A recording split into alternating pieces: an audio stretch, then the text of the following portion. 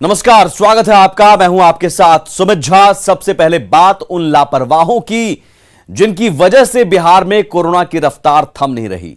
Buxar bus stand पर social distancing की धज्जियां उड़ाई जा रही हैं। जो मजदूर बाहर से आ रहे हैं उनकी जांच नहीं हो रही है। हैरानी की बात यह भी है कि स्टैंड पर मेडिकल टीम की तैनाती भी नहीं की गई है। सूरत से हम लोग आ रहे हैं। यहाँ आने के बाद कोविड का जांच हुआ है? कोरोना नहीं, कोविड नहीं हुआ। यहाँ किस तरह की व्यवस्था है स्टैंड में? व्यवस्था तो सही है। तो क्या जांच हुआ कि आपको कोरोना? जांच नहीं हुआ है। ना मेडिकल है ना कुछ है, बस आदमी जूझ रहे हैं। यात्री बाहर से आ रहे हैं, उनका कोरोना जांच हो रहा है यहाँ पे कुछ नहीं हो रहा है, ऐसे ही गाड़ी में चढ़ रहे हैं, जा रहे हैं। कि हम सूरत से आ रहे हैं, सूरत से तो चेकिंग करवाए हैं, यहाँ चेक हुआ? यहाँ नहीं चेकिंग। हाथ में सैनिटाइजर मास्क अपने से सुविधा लेकर के हम लोग चल रहे हैं, कोई खास नहीं है यहाँ।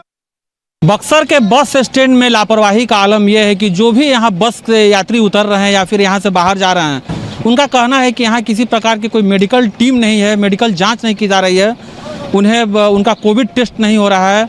यहाँ से उतरने के बाद फिर वो अपने गंतव्य स्थान की ओर निकल जा रहे हैं। और आप कैमरे की नज़र से जो आपने देखा है कि किस तरह से बस में बैठाया जा रहा है लोगों को, और यात्रियों का साफ तौर पर कहना है कि यहाँ किसी प्रकार की कोई व्यवस्था नहीं है। आने के बाद कोई उनको पूछ नहीं रहा है कि उनकी कोरोना जांच हुई है या नहीं है। वो बाहर से बक्सर पहुंच रहे हैं और यहाँ से फिर वो बिहार के अपने अपने जहां उनका गांव है वहां के लिए निकल रहे हैं। पुष्पराज, न्यूज़ 18 बक्सर। वहीं सहरसा में ऑटो चालक और बस चालक कोरोना नियमों की धज्जियां उड़ा रहे हैं। कुछ रुपए के लालच में चालक अपनी गाड़ियों में भर भर कर यात्रियों को बैठा रहे हैं। इस दौरान मास्क और सोशल डिस्टेंसिंग की धज्जियां उड़ा रहे हैं। तस्वीरें सहरसा के बस स्टैंड और प्रशांत मोड़ के पास की है। यात्रियों का कहना है कि उन्हें डर लगता है, लेकिन उनके पास कोई रास्ता नहीं है।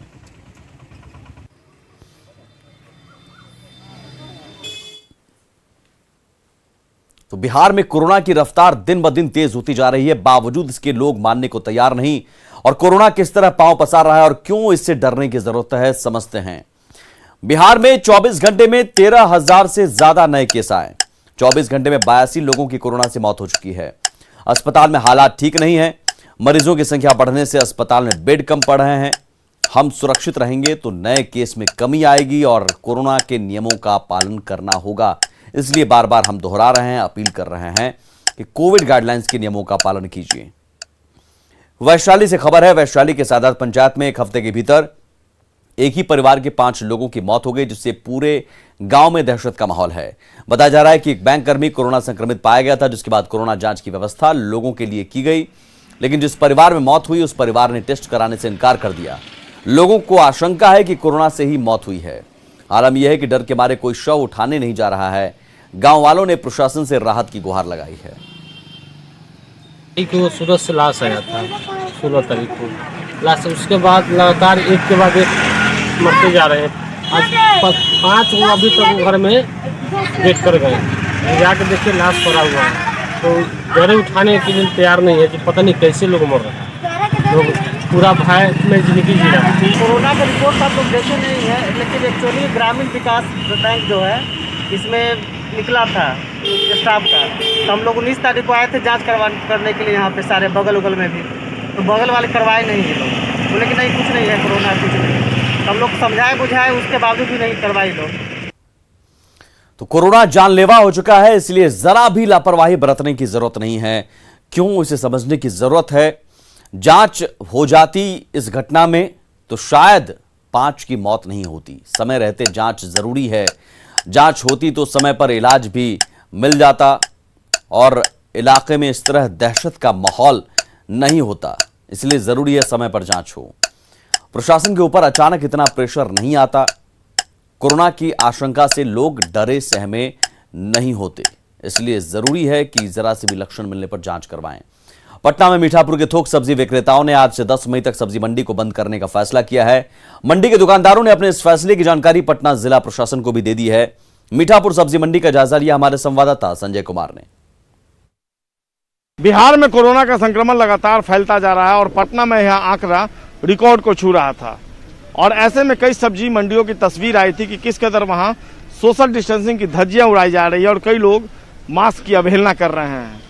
इसके बाद मीठापुर थोक सब्जी मंडी विक्रेता संघ ने यह फैसला लिया है कि मीठापुर सब्जी मंडी को आज से अगले 10 मई तक बंद कर दिया जाएगा और इससे संबंधित हर जगह बैनर और पोस्टर लगाए गए हैं। ये फैसला जो लिया गया है इसका कहीं ना कहीं सकारात्मक असर पड़ेगा और जो कोविड-19 का रिकॉर्ड जो है वो लगातार बढ़ता जा रहा था उस पर भी अंकुश लगेगा। जो लोग पहुंचे हैं उनसे बात करते हैं। आप सब्जी मंडी जो है वो 10 मई तक बंद कर दिया गया है, इस फैसले को किस रूप में लेते हैं आप? नहीं, फैसला तो गलत है।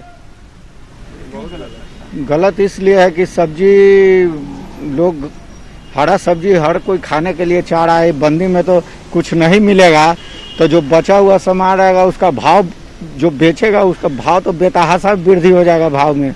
मेन बात है कि सब्जी मंडी का ये जगह नहीं है, हकीकत में बोलिए तो जगह नहीं है। यहाँ जितना कमाइए सब किराए में दे दीजिए।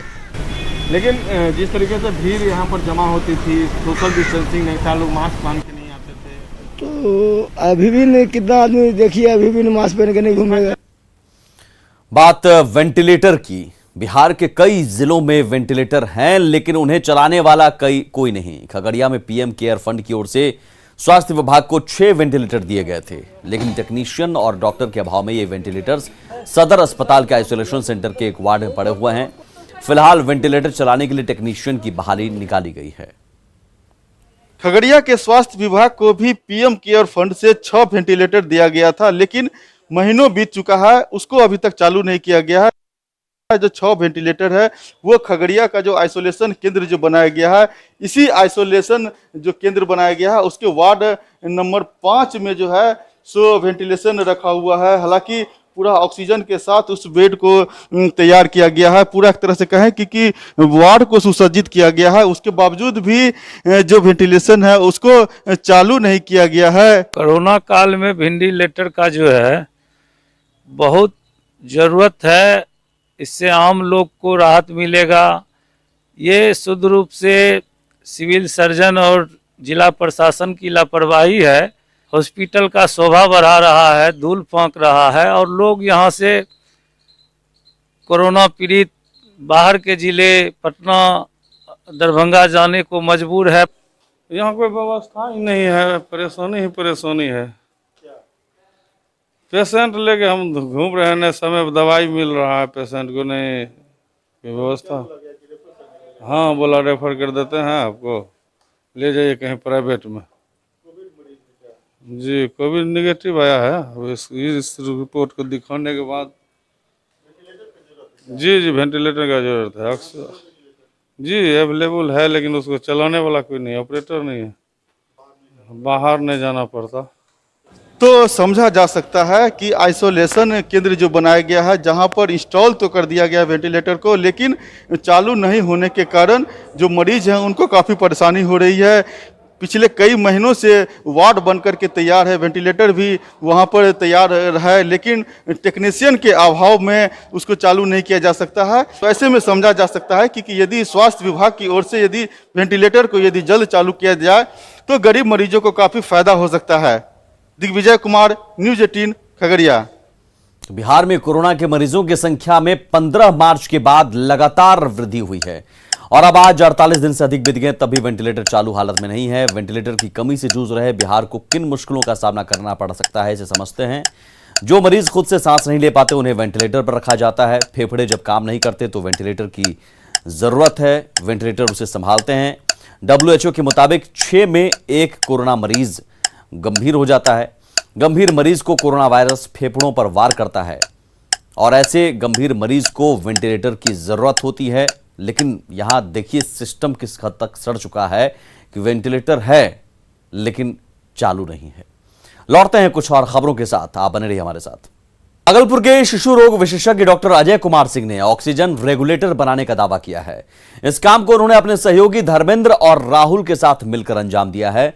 इस रेगुलेटर को बनाने में सिरिंज, स्लाइन में इस्तेमाल करने वाले कांच की बोतल और 2 पतले पतले प्लास्टिक की नली से रेगुलेटर बनाया गया है।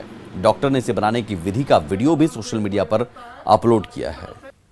ऑक्सीजन तो है लेकिन सर रेगुलेटर नहीं है, तो मन में आया तो धर्मेंद्र जी ने इसका शुरुआत किया और राहुल और हमने मिलकर ये 20 ml के प्लास्टिक सिरिंज से इसको रेगुलेटर तैयार कर दिया और तत्काल बहुत अच्छे से काम कर सकता है।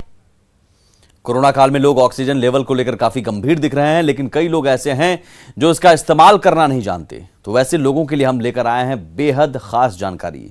पटना के जाने माने डॉक्टर मुकेश रोशन से हमारे सहयोगी अमित कुमार ने बात की और उनसे जाना कि इसका इस्तेमाल कैसे किया जाए।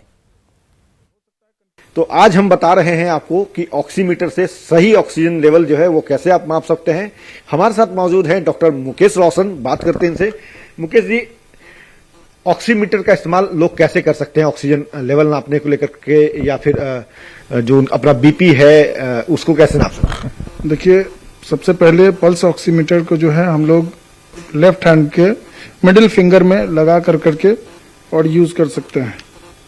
जैसे आपको अगर सोए हुए अवस्था में करें तो वो ज्यादा बेटर होगा।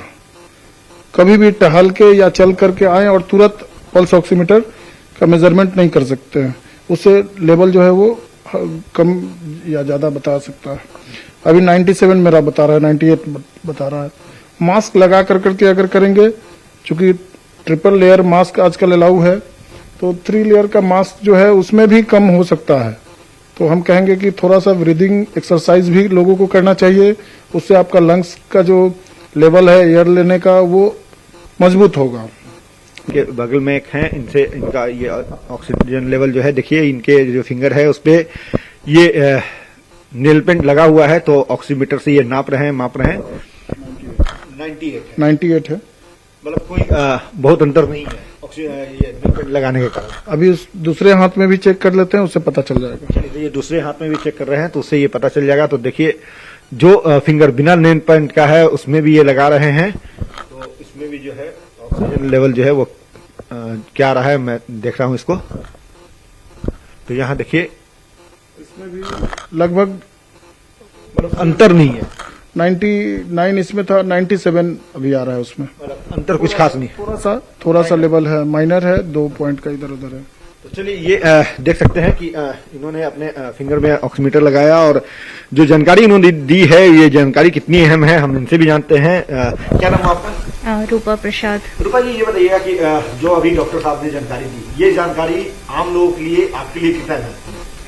ये काफी इम्पोर्टेंट मैसेज है, क्योंकि अभी जो भी लोग पैनिक हो रहे हैं, सब लोग ये ऑक्सीमीटर का जो O2 लेवल है उसको देख करके ही पैनिक हो रहे हैं। तो ये हम लोग का जो भी ऑक्सीजन लेवल आ रहा है, एक बार हम लोग डॉक्टर से कंसल्ट करें और वो क्या सजेशन करते हैं उसके अकॉर्डिंग हम लोग कोई स्टेप लें।